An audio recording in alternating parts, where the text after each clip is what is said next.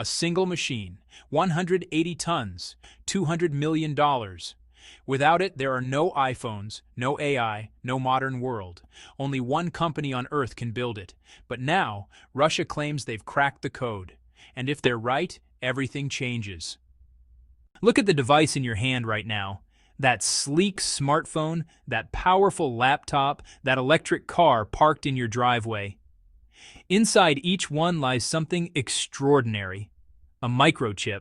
Not just any chip, but a technological marvel containing tens of billions of transistors, each one smaller than a virus, all working in perfect harmony.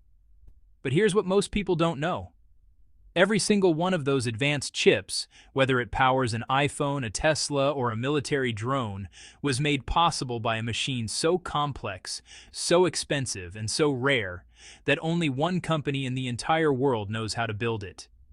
That company is ASML, a Dutch firm you've probably never heard of. And the machine? It's called an Extreme Ultraviolet Lithography System, or EUV for short. These machines are the invisible kings of the modern age. Each one costs over $200 million, weighs as much as a commercial airliner, and contains more than 100,000 precision-engineered components. They are so advanced that if you tried to list every country capable of building one from scratch, the list would have exactly one name on it: the Netherlands. Without ASML, the digital revolution stops. No new generation of processors, no breakthrough in artificial intelligence, no quantum leap in computing power. The entire global economy, in many ways, rests on the shoulders of this single company and its impossible machines. But now, something unexpected is happening. A challenger has emerged from the shadows. A nation written off by Western experts, dismissed as technologically backward, is claiming they've done the impossible. Russia says it's building its own lithography machine, and if they succeed, the balance of technological power could shift in ways the world isn't ready for. Before we understand why Russia's claim is so explosive, we need to grasp just how miraculous modern microchips truly are. Pick up your smartphone. It weighs maybe 200 grams. Fits comfortably in your palm. Seems ordinary enough. But hidden inside that device are 62 separate microchips, collectively containing around 90 billion transistors. 90 billion. These transistors are the fundamental building blocks of all digital computation. They're microscopic switches that turn on and off billions of times per second, processing every tap, every photo, every message you send. They are quite literally the neurons of the digital brain. But here's the mind-bending part. These transistors are so small that you could fit thousands of them across the width of a single human hair. We're talking about structures measured in nanometers, billionths of a meter, operating in a realm where the laws of classical physics start to break down and quantum mechanics takes over. Creating these chips isn't just difficult. It's one of humanity's most staggering engineering achievements, a feat that pushes the absolute limits of what's physically possible. The journey begins in a place that looks more like a science fiction movie than a factory, the semiconductor fabrication plant, or fab for short. Step inside one of these facilities, and you enter a world governed by rules that seem almost alien. The clean room, where the actual manufacturing happens, stretches across an area equivalent to 8 football fields. The air inside is filtered so thoroughly that it contains fewer particles than outer space. Workers dress in full-body suits that make them look like astronauts. Even a single speck of dust, invisible to the naked eye, could obliterate millions of dollars worth of chips in seconds. Inside this cathedral of precision stand hundreds of machines, each one a masterpiece of engineering. Some are the size of delivery vans, others tower like city buses. The cheapest costs several $1,000,000. The most advanced? Over $170 million each. These machines work together in a carefully choreographed ballet that lasts nearly 3 months. Silicon wafers, thin discs about the size of a dinner plate, glide through the facility in sealed containers, traveling on robotic tracks suspended from the ceiling. Each wafer visits different machines in a precise sequence, undergoing more than 1,000 separate processing steps. The goal? To build what engineers call a three-dimensional structure with atomic-level precision. Imagine baking a cake with 80 layers, where each layer must be perfectly aligned, perfectly shaped, and built with tolerances measured in atoms. Now imagine that a temperature shift of just 1 degree, or a timing error of 1%, could ruin the entire thing. That's chip manufacturing. Let's zoom in and see what's actually being built. At the heart of every processor chip sits the transistor, the fundamental unit of computation. In modern chips, these are called FinFETs, three-dimensional structures that look like tiny fins rising from the silicon surface. Each one measures just a few dozen nanometers across. Above these transistors lies an intricate maze of metal wires called interconnects. Think of them as highways for electrical signals. In a cutting-edge processor, there can be 17 layers of these interconnects stacked on top of each other. The lower layers connect nearby components in tight local circuits. The upper layers carry signals across the entire chip, coordinating billions of operations simultaneously. Building this structure requires a process so complex it borders on alchemy. It starts with a silicon wafer, a perfectly flat disk sliced from a crystal of pure silicon. This wafer begins its journey worth about $100. By the time it emerges from the fab 3 months later, transformed into hundreds of finished chips, its value can exceed $100,000. In terms of value per gram, that makes microchips more precious than gold, more valuable than platinum, rivaling even the rarest gemstones on Earth. The transformation happens through a repetitive cycle called photolithography, and it's repeated hundreds of times to build every layer of the chip. First, engineers deposit an ultra-thin film of material onto the wafer's surface. This could be silicon dioxide, an insulator, or perhaps a metal like copper that will form the interconnects. The layer is only a few atoms thick, applied with such precision that there's virtually no variation across the entire wafer. Next comes the photoresist, a light-sensitive chemical coating. When exposed to ultraviolet light, this material changes its chemical properties, becoming either soluble or insoluble depending on the type used. Then comes the magic. The lithography machine projects a pattern onto the wafer using ultraviolet light shining through a glass stencil called a photomask. Each photomask contains the blueprint for one layer of the chip, etched with features so small they're measured in nanometers. The light-exposed areas of photoresist are then dissolved away, creating a pattern. Chemical etching removes the exposed material underneath, carving microscopic trenches and structures into the wafer. New materials are deposited to fill those trenches. The surface is polished perfectly flat. And then the whole process starts again. Layer after layer after layer. To complete a modern CPU requires about 80 different photomasks, meaning the wafer must pass through the lithography system 80 separate times. Each mask costs around $300,000 to produce. Each step must align with the previous layers to within nanometers, an accuracy equivalent to shooting an arrow from New York and hitting a target the size of a coin in Los Angeles. Between lithography steps, other machines perform equally critical tasks. Ion implanters bombard the silicon with atoms of boron or phosphorus, altering its electrical properties to create the different regions of each transistor. High-temperature furnaces, reaching over 1,000 degrees Celsius, repair the crystal lattice damaged during ion bombardment.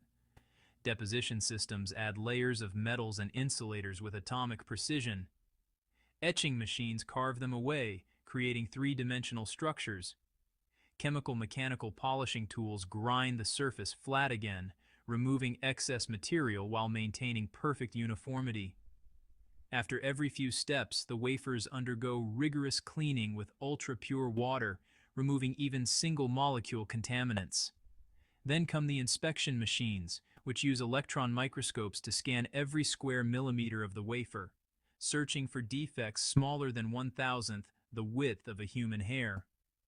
In a modern fab, perfection isn't a goal.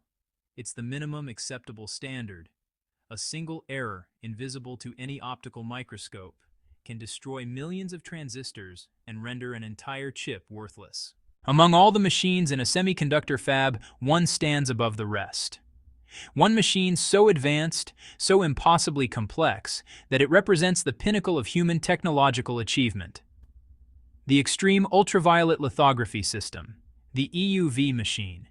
This is ASML's masterpiece, and it's unlike anything else humanity has ever built.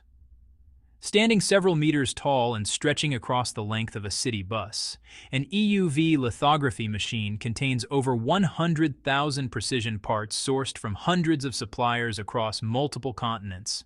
It weighs nearly 180 tons. Shipping one requires 40 freight containers, 3 cargo planes, and 20 trucks. Installation takes months and requires a team of specialized technicians. The price tag? Over $200 million per machine. But the cost and complexity are justified because this machine can do something no other device on Earth can do. It can print patterns on silicon wafers with features as small as 3 nanometers, roughly the width of 15 silicon atoms placed side by side. To achieve this requires manipulating light in ways that push physics to its absolute limits. The machine uses extreme ultraviolet light with a wavelength of just 13.5 nanometers, roughly 1/14th the wavelength of the ultraviolet light used in older lithography systems. This shorter wavelength allows it to print smaller features, packing more transistors into the same space. But here's the problem. EUV light doesn't occur naturally on Earth. It has to be created, and the process is almost absurdly complex. Inside the machine, a laser fires pulses at droplets of molten tin, each droplet measuring about 30 micrometers in diameter and traveling at 80 meters per second. The laser hits each droplet twice, first to flatten it, then to vaporize it into a plasma that emits EUV light. This happens 50,000 times per second, 24 hours a day, with timing precision measured in picoseconds. Miss the droplet by even a fraction, and the system fails. The EUV light then bounces through a series of mirrors, each one polished to a smoothness beyond imagination. These mirrors are so perfectly flat that if you scaled one up to the size of the Earth, the tallest mountain on its surface would be less than a millimeter high. The light passes through the photomask and finally strikes the silicon wafer, transferring the chip's pattern with atomic precision. The entire system operates in a vacuum because EUV light is absorbed by air. Every component must work flawlessly because even a tiny vibration or temperature fluctuation can blur the image and ruin the chip. ASML spent over 20 years and billions of euros developing this technology. The company employs some of the world's brightest physicists, optical engineers, and materials scientists. Its supply chain includes over 5,000 suppliers, with critical components coming from Germany, Japan, and the United States. No other company on Earth has been able to replicate it. Not Intel, not Samsung, not the Chinese government, despite investing hundreds of billions of dollars. ASML holds a complete monopoly on EUV lithography, and therefore a monopoly on the most advanced chips humanity can produce. This monopoly gives ASML extraordinary power, power that extends far beyond business and into geopolitics. Every cutting-edge computer processor in the world, every smartphone chip, every graphics card, every AI accelerator powering ChatGPT or autonomous vehicles was made using an ASML machine. Apple's iPhone chips, made with ASML lithography, NVIDIA's AI processors, ASML, AMD's gaming chips, ASML, the semiconductors that guide missiles, run fighter jets, and power surveillance satellites, ASML, ASML, ASML. The company has become so critical to modern civilization that governments now treat it as a strategic asset. The Dutch government, under pressure from the United States, has banned ASML from selling its most advanced EUV machines to China, even though China is willing to pay billions for them. Why? Because chips aren't just products anymore. They're weapons. Whoever controls advanced chip manufacturing controls the future of military power, economic growth, and technological dominance. This is why the entire world watches ASML, and this is why Russia's announcement sent shockwaves through the technology community. When Russia launched its invasion of Ukraine in February 2022, the Western world responded with the most comprehensive sanctions regime in modern history. Thousands of technology products were suddenly banned from export to Russia. Advanced semiconductors, lithography equipment, precision optics, lasers, even the software needed to design modern chips. Western analysts confidently predicted that Russia's technology sector would collapse within months.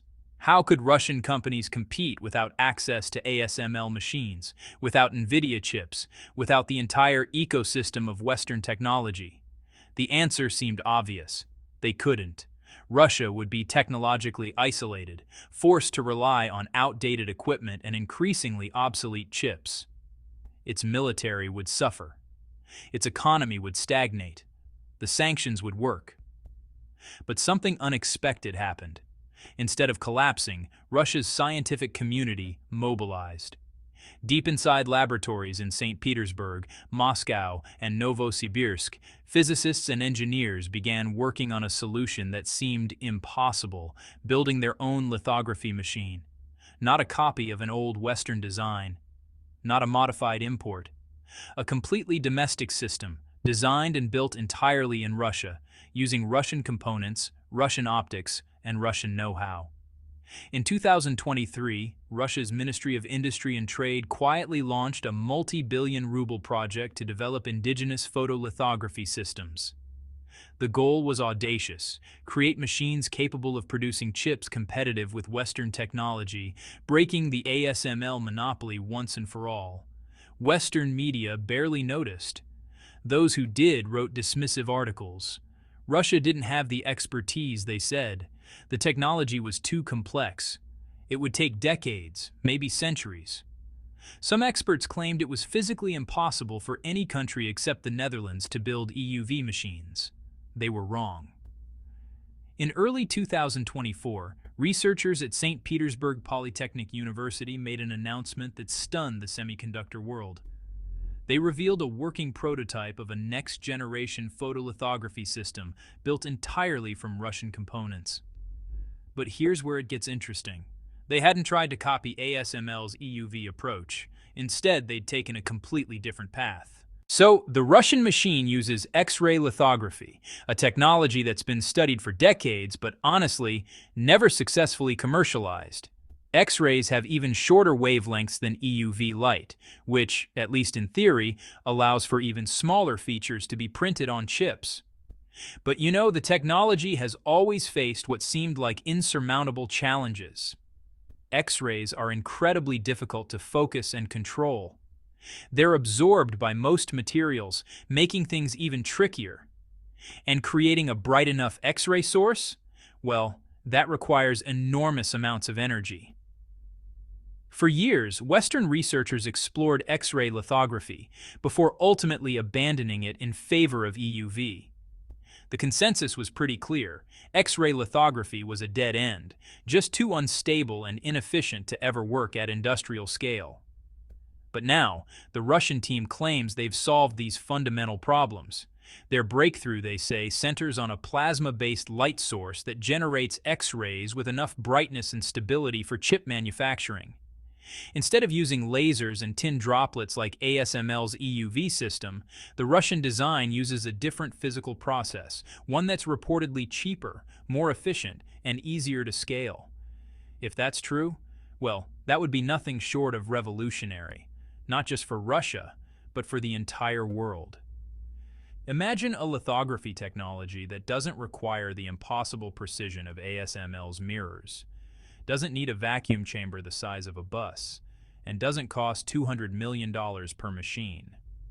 a system that developing nations could actually afford, that smaller companies could actually purchase, and that would break the stranglehold one company has over the entire global economy. Russian media, of course, hailed the announcement as a triumph, the beginning of a new era in which Russia would no longer depend on Western technology. State television ran segments showing the prototype machine, interviewing the scientists, and celebrating the achievement. But in the West, skepticism dominated. Many experts dismissed the announcement as propaganda. Russia, after all, has a history of announcing breakthroughs that never materialize, they argued. The prototype probably doesn't work, and even if it does, scaling it to industrial production is a completely different challenge. And, well, they might be right. Building a prototype in a laboratory is one thing. Building thousands of machines that can reliably produce billions of chips is something else entirely. Let's be honest about what Russia is up against. ASML didn't build its EUV machines in just a few years. The technology took over 2 decades to develop, cost tens of billions of euros, and required collaboration between thousands of the world's top scientists and engineers. ASML's supply chain, honestly, spans the globe, incorporating specialized components that no single country can produce alone. The mirrors? Well, they're made in Germany using techniques developed over 30 years. The lasers? Those come from the United States, built by companies with decades of experience in precision optics. And the control systems? They require software so complex it takes years to master.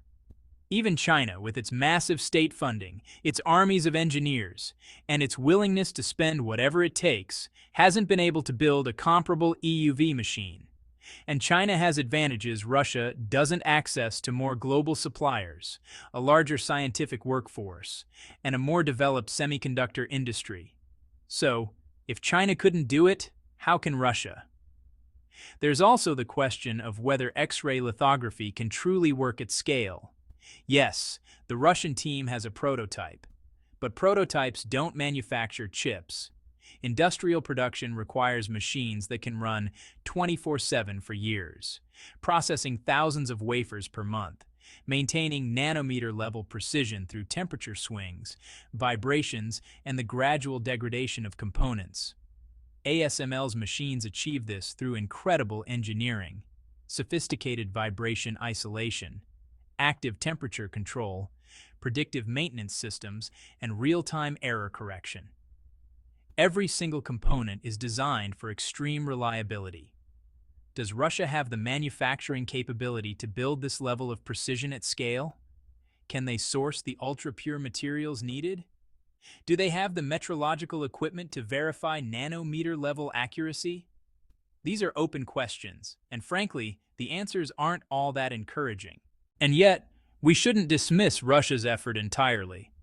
Because even if they don't succeed in building an ASML-level machine, even if their X-ray lithography system can only produce chips a generation or two behind the cutting edge, it would still be a significant achievement. Here's why. Russia doesn't need to match the world's best chips.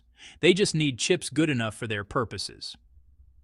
A modern smartphone might require 3 nanometer transistors, but a military guidance system can work just fine with 28 nanometer technology. An AI training chip might need the absolute bleeding edge, but a surveillance camera or an industrial robot can run on older designs. If Russia can produce chips at the 28 nanometer or even 14 nanometer level using domestic equipment, it would make them largely self-sufficient for military and industrial applications. They could equip their drones, their missiles, their surveillance networks, and their infrastructure without depending on foreign suppliers. Moreover, success would send a powerful message to the rest of the world. The Western technology monopoly isn't unbreakable. Alternative paths exist. Countries don't have to accept dependency on ASML and Western chip makers. This could inspire other nations, China, India, Brazil, to redouble their own efforts at semiconductor independence. It could fracture the global technology ecosystem, creating parallel development tracks and competing standards. And there's another factor to consider. Technology has a way of advancing faster than expected. 50 years ago, experts said personal computers would never be practical. 20 years ago, they said electric cars would never compete with gasoline. 10 years ago, they said artificial intelligence would never beat humans at complex games. They were wrong every time. Russia's X-ray lithography might seem like a long shot today, but if their scientists are genuinely onto something, if they've found a path that Western researchers missed, then the impossible might become possible faster than anyone expects. We stand at a unique moment in technological history. For decades, the semiconductor industry has followed a clear path forward, one dominated by a handful of companies, a handful of countries, and a handful of machines. ASML's EUV lithography seemed like the final word, the ultimate achievement in chip-making, impossible to replicate and impossible to surpass. But now that certainty is cracking, Russia's announcement, whether it succeeds or fails, represents something larger. The idea that alternative approaches exist, that monopolies can be challenged, that innovation doesn't only happen in Silicon Valley or Eindhoven. The truth is, we don't yet know if Russia's X-ray lithography will work. We don't know if they'll achieve industrial-scale production. We don't know if other countries will follow their lead. What we do know is this: the world's dependence on a single company for the most critical technology of our age is fragile and potentially dangerous. And that fragility creates opportunity for those bold enough or desperate enough to try something different. Inside your smartphone right now are 90 billion transistors, each one a testament to human ingenuity and the incredible machines that made them possible. Those transistors were carved by light, assembled by robots, and inspected by electron microscopes in a 3-month journey through one of humanity's most complex creations. But perhaps, in a laboratory in St. Petersburg, a different kind of light is being born, a different path forward, a challenge to the established order. And if that challenge succeeds, the tiny chips that power our world might never be the same again.